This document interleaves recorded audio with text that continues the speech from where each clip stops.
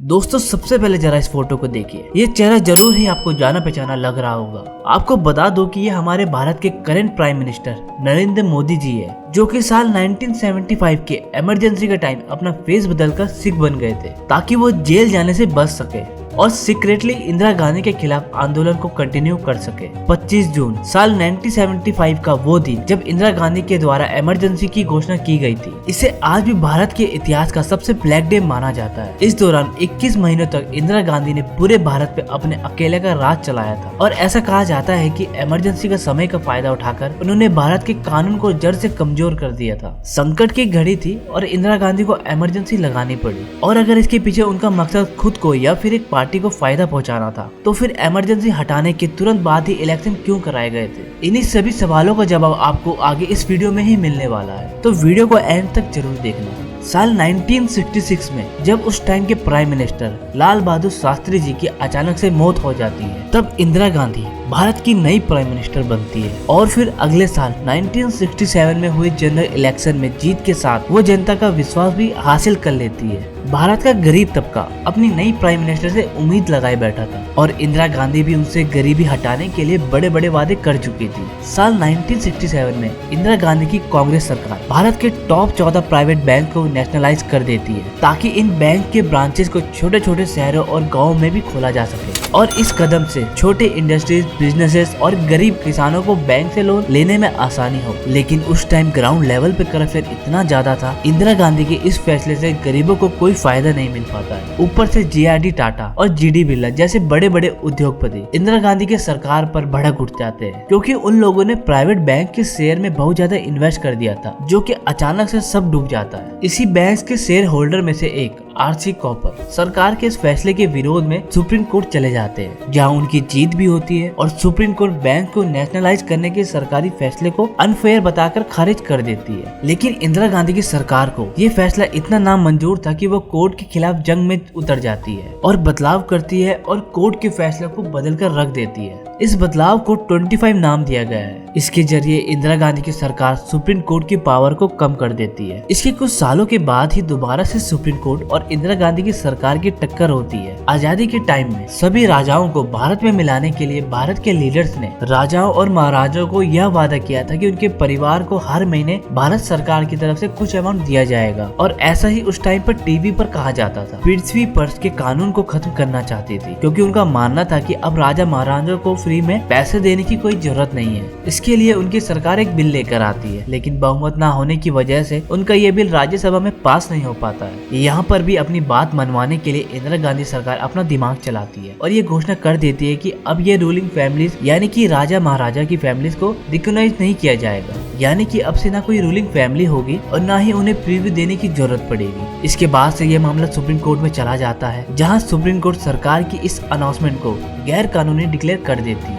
लेकिन पिछली बार की तरह इस बार भी इंदिरा गांधी की सरकार चुप नहीं बैठती है और फिर 1971 में भारत के कानून में 26वां संशोधन किया जाता है, जिसके जरिए पीवी पर्स को हटाकर सुप्रीम कोर्ट के फैसले को रिवर्स कर दिया जाता है। इसी साल देश में एक बार फिर से इलेक्शन होते हैं। इंदिरा गांधी पूर्ण बहुमत के साथ सरकार बनाती है। इंदिरा गांधी पर जैसे पावर और पॉलिटिक्स का भूत सवार हो जाता है और फिर वहाँ ऐसे ऐसे डिसीजन लेने लगती है जिससे वो भारत पर कंप्लीट कंट्रोल बना सके। इंदिरा गांधी राज्यों के लिए सिर्फ उन्हीं चीफ मिनिस्टर का चुनाव करने लगती है जो कि उनके फैमिली के सबसे ज्यादा करीब होते हैं, ताकि वो राज्य सरकार को भी अपने आसानी से अपने इशारों पर नचा सके। 1971 में भारत पाकिस्तान का वार भी होता है, इसमें भारत पाकिस्तान को बुरी तरह से हरा देता है। लेकिन दूसरी तरफ ये भी थी कि वार की वजह से भारत की आर्थिक स्थिति पर गहरा असर पड़ा था, जिससे भारत में महंगाई आसमान छूने लगी थी और लोगों को लगता है कि इंदिरा गांधी ने जो भी गरीबी हटाने के वादे किए थे वो सब झूठे थे, क्योंकि इस टाइम पर कांग्रेस पूरे भारत की सत्ता को कंट्रोल कर रही थी। तो फिर पार्टी के कई बड़े बड़े नेता अपनी जेब भरने के लिए करोड़ों के घोटालों को अंजाम देते हैं। 1974 में गुजरात की चीफ मिनिस्टर जीवन भाई पटेल, उन पर ऐसे ही एक घोटालों को आरोप लगता है, जिसके बाद से गुजरात के रहने वाले लोग भड़क जाते हैं और बड़ी बड़ी तादाद में सड़कों पर उतरकर जीवन भाई पटेल की सरकार को हटाने के लिए मांग करने लगते हैं।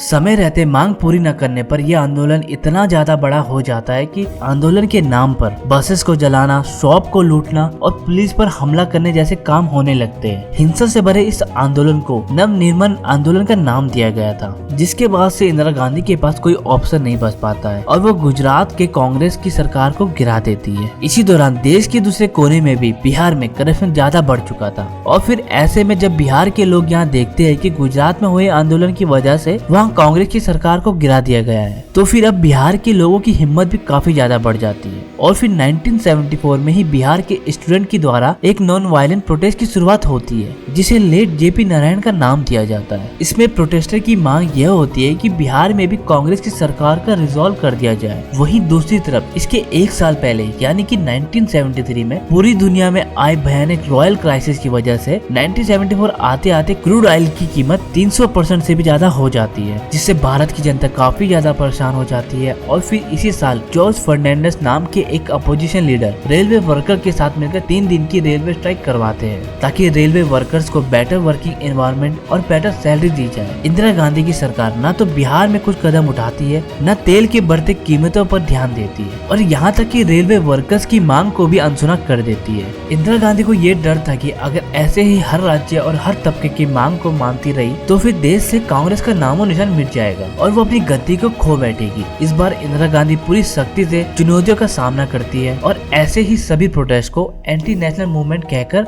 संबोधित करती है। साल 1975 आते आते भारत की हालत बेहद खराब हो चुकी थी। महंगाई आसमान छू रही थी और हर जगह जगह सरकार के खिलाफ प्रोटेस्ट किए जा रहे थे। लेकिन इंदिरा गांधी की बुरी किस्मत के लिए सिर्फ इतना ही काफी नहीं था, उन्हें एक और झटका लगने वाला था कि जिसके बारे में उन्होंने सोचा भी नहीं था। मार्च 1975 में इलाहाबाद हाई कोर्ट का ये फैसला आता है इंदिरा गांधी को प्राइम मिनिस्टर के पद से हटा दिया जाए। असल में पिछले 2 साल से इलाहाबाद हाई कोर्ट में इंदिरा गांधी के खिलाफ एक केस चल रहा था, जिसका फैसला उनके खिलाफ आ जाता है। इंदिरा गांधी के खिलाफ इस केस को राज नारायण ने फाइल किया था, जो कि सोशलिस्ट इलेक्शन कैंडिडेट थे और ये 1971 की इलेक्शन में इंदिरा गांधी के अपोजिशन में खड़े हुए थे। राज नारायण का मानना था कि इंदिरा गांधी ने अवैध रूप से 1971 का इलेक्शन जीता था। साबित करने के लिए राज नारायण ने इंदिरा गांधी के खिलाफ 14 बड़े बड़े क्राइम रिपोर्ट किए थे, लेकिन जांच होने पर इन्हें सिर्फ 2 क्राइम के लिए ही इंदिरा गांधी को दोषी पाया जाता है। पर यहाँ पर आप जानकर शॉक हो जाएंगे कि जिन 2 क्राइम में इंदिरा गांधी को दोषी पाया जाता है वे बहुत ही छोटे क्राइम थे, जिनमें से पहला क्राइम ये था कि इंदिरा गांधी के election agent Yashpal Kapoor election के टाइम पर भी एक गवर्नमेंट एम्प्लॉय थे, जो कि चुनाव के नियमों के खिलाफ थे।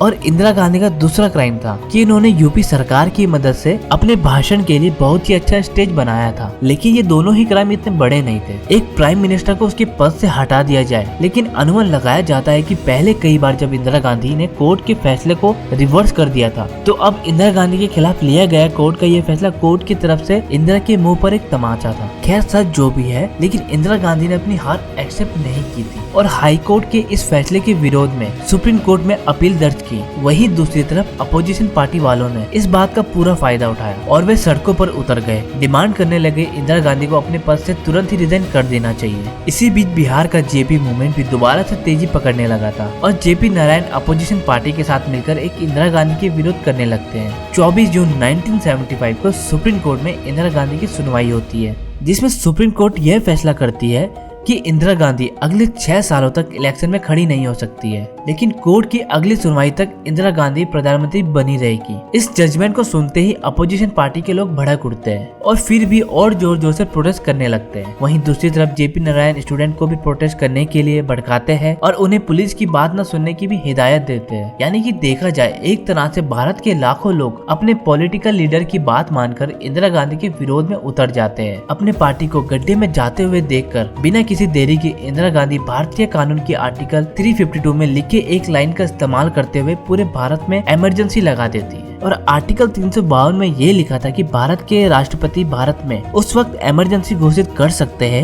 एक्सटर्नल और अग्रेशन और इंटरनल डिस्टर्बेंस से खतरा होता है। और इंदिरा गांधी ने इसी इंटरनल डिस्टर्बेंस शब्द का इस्तेमाल करते हुए उस समय राष्ट्रपति फारुकुद्दीन अहमद अली से ये रिक्वेस्ट की कि वो भारत में इमरजेंसी लागू कर दे। क्योंकि उस समय भारत आंतरिक रूप से पूरी तरह से डिस्टर्ब था। राष्ट्रपति भी उनकी मांग को मान लेते हैं और इंदिरा गांधी की कोर्ट की सुनवाई के अगले ही दिन यानी कि 25 जून की रात को पूरे देश में इमरजेंसी लगा दी जाती है। इसमें सारे पावर राष्ट्रपति के हाथों में चले जाती है, लोगों से उनकी फंडामेंटल राइट्स ले लिए जाते हैं और सरकार जब चाहे जिसे चाहे जेल में डाल सकती थी। इमरजेंसी अनाउंस के कुछ घंटों के अंदर ही जॉर्ज फर्नांडिस, चरण सिंह, मोरारजी देसाई, एल.के. आडवाणी और जे.पी. नारायण जैसे कई अपोजिशन लीडर को अरेस्ट कर लिया जाता है। सरकार रात में पूरे दिल्ली की बिजली काट देती है ताकि अगले दिन कोई भी न्यूज़पेपर में इस खबर को ना छाप सके। और फिर इसकी अगली सुबह इंदिरा गांधी ये अनाउंसमेंट करती है कि राष्ट्रपति जी के द्वारा देश में टेम्पररी इमरजेंसी लगा दी गई है। वो कहती है कि जब से उन्होंने प्रधानमंत्री पद को संभाला है और लोगों के भलाई के लिए कदम उठाए हैं, तभी से उनका विरोध किया जा रहा है और उन्हें हटाने की साजिश की जा रही है। इंदिरा गांधी के शब्दों में कहे तो प्रजातंत्र के नाम पर प्रजातंत्र को ही ना करने की कोशिश की जा रही है। 21 महीनों में भारत के लोगों के साथ जो कुछ भी होता है उसे आज भी भूला नहीं जा सकता है। लोगों से उनके मूलभूत अधिकार छीनने के साथ साथ 1 लाख से भी ज्यादा लोगों को वर्कआउट जेल में ठोस दिया गया था, जिनमें पॉलिटिकल लोगों के साथ साथ क्रिमिनल्स और इलीगल काम करने वाले लोग भी शामिल थे।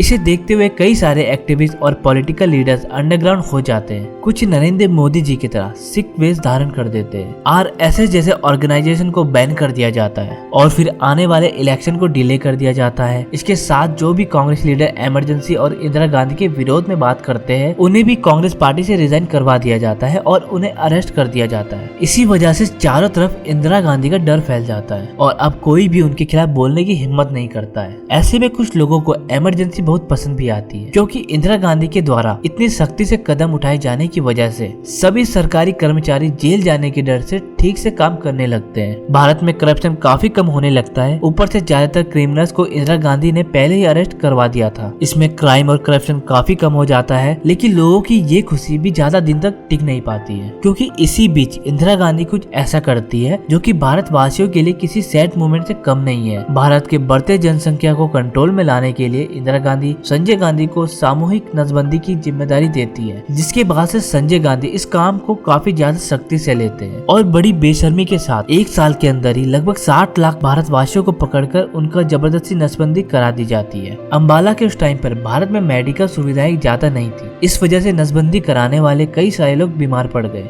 और ना जाने कितने लोगों की मौत भी हो गई। इंदिरा गांधी ने पहले ही मीडिया को अपने कंट्रोल में ले लिया था, जिस वजह से ये नेगेटिव बातें बाहर ही नहीं आ पाई। और फाइनली 21 महीने बाद 21 मार्च 1977 को जब सारा माहौल इंदिरा गांधी के कंट्रोल में होता है, तब उनके द्वारा इमरजेंसी को खत्म कर दिया जाता है। सभी पॉलिटिकल लीडर जेल से आजाद हो जाते हैं और फिर फ्रेश इलेक्शन कंडक्ट कराए जाते हैं, जिसमें इंदिरा गांधी और उनके बेटे संजय गांधी दोनों ही अपनी सीट पर हार जाते हैं। और फिर सभी मेजर ऑपोजिशन पार्टीज को मिलाकर बनती है जनता पार्टी और वो पहली बार पावर में आती है और इस तरह से देश के प्राइम मिनिस्टर मोरारजी देसाई बनते हैं, जिसके बाद में अलग होकर बनती है भारतीय जनता पार्टी यानी कि बीजेपी। लेकिन हाँ, सवाल तो अभी भी यही है कि इंदिरा गांधी के हाथों में पूरी पावर थी, तो फिर उन्होंने इमरजेंसी को खत्म करके इलेक्शन क्यों करवाए थे? तो बेसिकली इसके 2 पॉसिबल जवाब सामने निकल कर आते हैं। पहला तो ये है कि शायद इंदिरा गांधी को ये लगा होगा कि जनता उनके सपोर्ट में है, इसलिए वो अगर दोबारा भी इलेक्शन कराते हैं तो वो जीत जाएंगे। वहीं दूसरी ओर कुछ लोग मानते हैं कि संजय गांधी उस टाइम पर अपनी कुछ ज्यादा ही मनमानी करने लगे थे, तो शायद इंदिरा गांधी को ये लगा होगा कि संजय गांधी उन्हें साइड करके खुद पूरे देश को अपने कंट्रोल में ना ले ले और फांसी लगाने के पीछे का कारण जो भी होगा, लेकिन इंदिरा गांधी के अकॉर्डिंग उन्होंने इमरजेंसी जेबी मूवमेंट को खत्म करने के लिए लगाई थी। मैं उम्मीद करता हूँ आपको ये जानकारी पसंद आई होगी। पसंद आई है तो चैनल को लाइक और सब्सक्राइब जरूर कीजिए। मिलते हैं नेक्स्ट वीडियो में, तब तक के लिए जय हिंद, जय भारत।